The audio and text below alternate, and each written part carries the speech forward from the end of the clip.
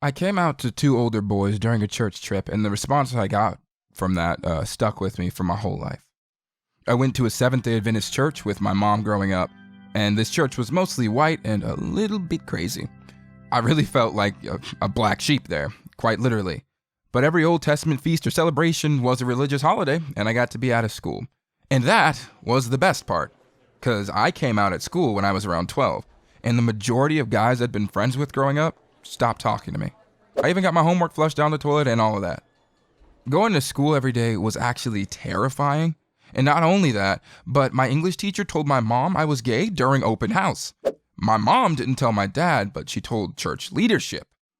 From that day on, I was the gay kid. Everybody at my church was telling me that I'm going straight to hell.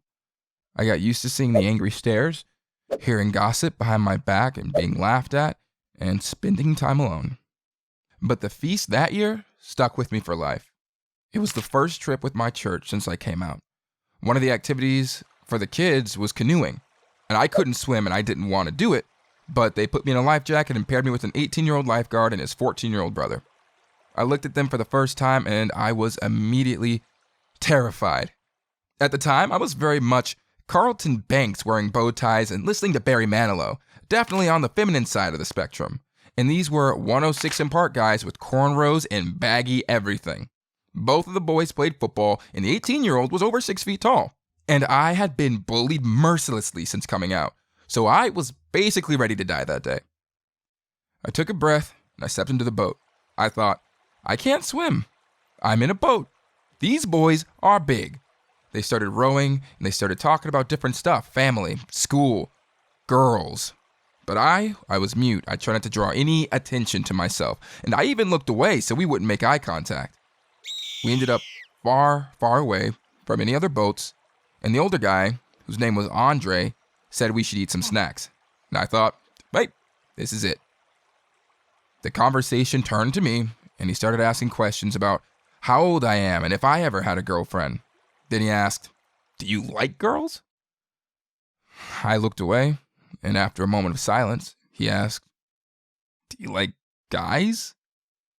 I was obviously terrified, so I just sat there and said nothing. You're gay, aren't you?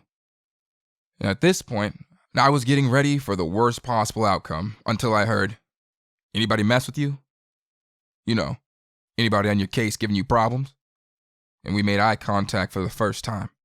I felt fear coming over me. I even grabbed the edge of the boat.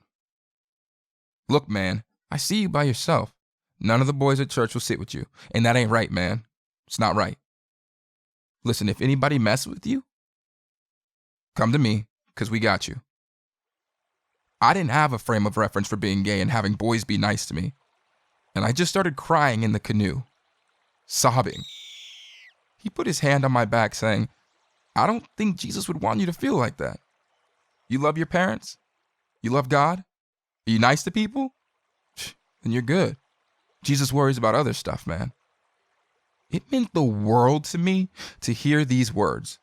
I felt so much love from them that I hadn't seen anywhere else for a long time, and it helped me get through a lot of tough times down the road. Anyways, you see, I spent the rest of the trip with them. We exchanged emails so we could keep in touch. Even though it was only a couple of weeks, they became like brothers to me. I'm sorry to say we lost touch after a while, especially with Andre. And by the time I was in college, I just might randomly get an email from Terrence once in a blue moon. And one of the emails, he came out to me. He told me he almost came out on the boat that day, but couldn't work up the nerve. He felt like Andre already knew and was telling Terrence it was also okay. Like, look at this gay kid. I'm in his corner and I'll be in yours too. And when he did came out, he came out to Andre first. And Andre was there in the room behind him when he told his parents. So shout out to Andre, the first male ally I ever met. I only knew him for a short time, but it was the right time to give me a boost and help me through one of the worst periods of my life.